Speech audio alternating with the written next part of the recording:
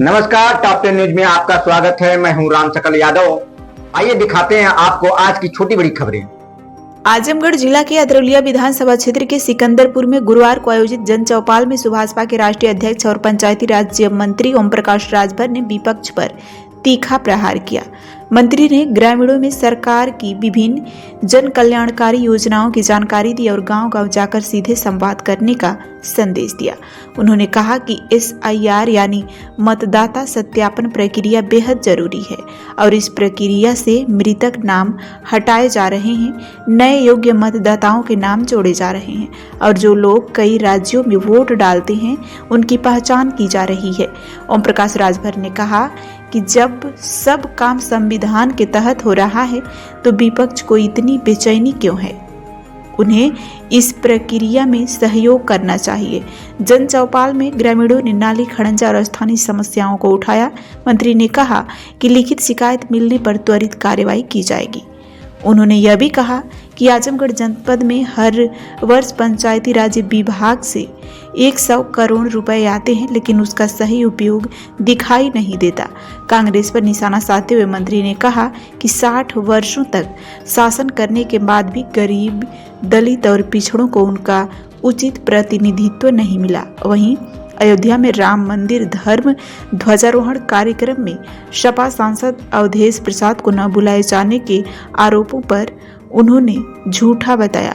राजभर ने समाजवादी पार्टी के नेताओं पर भी तीखा प्रहार किया और उन्हें दो मुंहा सांप बताते हुए भ्रम फैलाने का आरोप लगाया। जन चौपाल के बाद मंत्री की गाड़ी गांव की कच्ची सड़क पर बने गहरे गड्ढे में फंस गई। स्थानीय लोगों की मदद से करीब 10 मिनट की मशक्कत के बाद वाहन बाहर निकाला जा सका। कार्यक्रम में पूर्व प्रधान फौजदार निषाद, हनुमान निषाद, हीरालाल, अंकित, मनीष, अमित, राजकुमार और इंद्रेश सहित कई ग्रामीण उपस्थित रहे।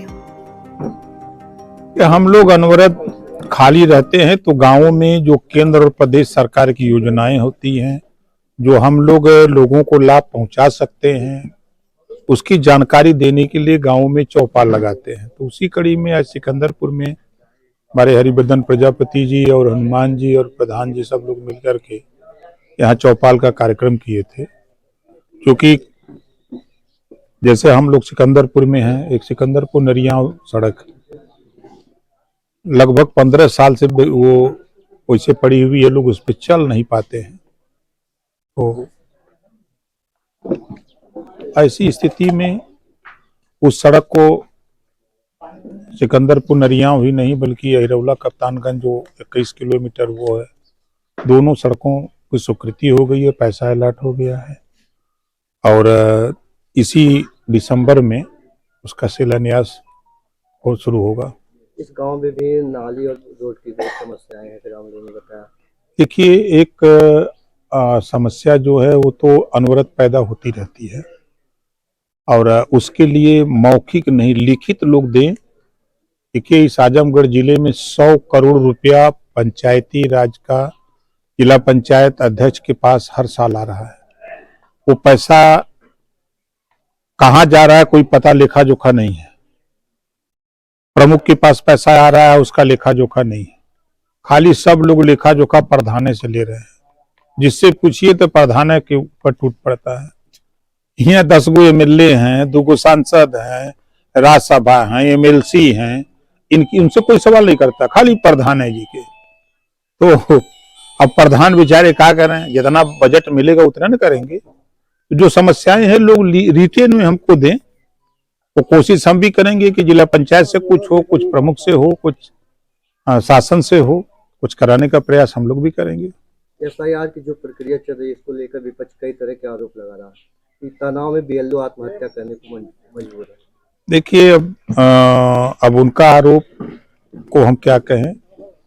जो सरकार की मंशा है वो मंशा साफ है कि फर्जी वोटर लिस्ट में जैसे जो मृत पड़े हैं, 20 साल 25 साल 30 साल से मृत हैं और वोटर लिस्ट में नाम है, तो उनके नाम निकालने की तैयारी हो रही है। जिनका नाम वोटर लिस्ट में नहीं है उनका भी नाम जोड़ने की तैयारी हो रही है।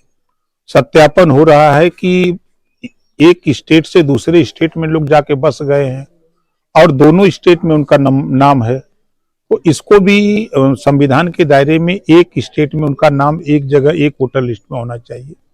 तो इस काम को चुनाव आयोग कर रहा है। अब विपक्ष को इसमें लग करके अपना सहयोग करना चाहिए। जहां उनको अंदेशा हो रहा है कि नहीं हमारे साथ अन्याय हो रहा है, तो उनको अपना उस बूथ पर जाकर के चेक कर लें। अभी तो आपके सामने मैंने पूछा लोगों से, तो लगभग हम समझते हैं कि उसमें 99% लोगों ने कहा कि हमने फार्म वार्म भर दिया है, हम लोग दे दिए हैं। राहुल गांधी और अखिलेश यादव सहित विपक्ष के कई नेताओं का आरोप है कि बड़े पैमाने पर दलितों और पिछड़ों का वोट काटा जाएगा। ये तो आरोप सब दिन लगाते रहते हैं।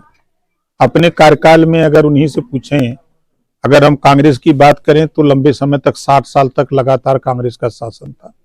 60 साल में हम बैठे हैं निषाद बस्ती में, क्या 60 साल में एक भी ऐसा लायक बेटा यहाँ नहीं पैदा हुआ कि जिसको सिपाही में भर्ती कर दे, लेखपाल ग्राम सेवक बना दिए हों, कानूनगो बना दिए हों? कोई ऐसा नहीं मिला। अगर समाजवादी पार्टी की बात करें तो 4 बार सरकार रही समाजवादी पार्टी की। समाजवादी पार्टी ने क्या किया? हम एक ही गांव की बात अगर तुलना करें, बहुजन समाज पार्टी की भी 4 बार सरकार रही। तो आज तो उस समय पैसे के बल पे नौकरी मिलती थी, आज तो योग्यता पे नौकरी मिल रही है। अभी 62,000 पुलिस की भर्ती हुई है, कोई लड़का नहीं कह सकता कि हमको पैसा लगा है। जो उसमें आया वो सफल हुआ। अयोध्या में राम मंदिर के ध्वजारोहण कार्यक्रम में सांसद अवधेश प्रसाद का कहना है कि दलित होने के कारण हमें नहीं बुलाया गया। अभी झूठ बोलने का ठेका ले लिए हैं तो क्या करें। मैं तो खुद गवाह हूं। उस समय सांसद जी एमएलए थे और अखिलेश जी भी एमएलए थे, दोनों लोग सदन में थे। जब राम मंदिर के उद्घाटन की बात आई तो विधानसभा अध्यक्ष ने कहा कि भाई 403 विधायकों को निमंत्रण है, हमारी बस है आने जाने के लिए और दर्शन कराने के लिए और भोजन की व्यवस्था है। हम 403 विधायकों से चाहेंगे कि सब लोग साथ चलें और दर्शन करें।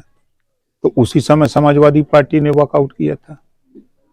तो निमंत्रण मिलता तब भी ये लोग नहीं जाते। ये दोनों तरफ से बोलते हैं, तुम मुहैया साहब की तरह। बिहार के विधानसभा चुनाव में एनडीए को मिली प्रचंड जीत का यूपी की विधानसभा में क्या असर देखने को मिलेगा? जो हसर वहां हुआ है विपक्ष का, वही हसर यूपी में होगा।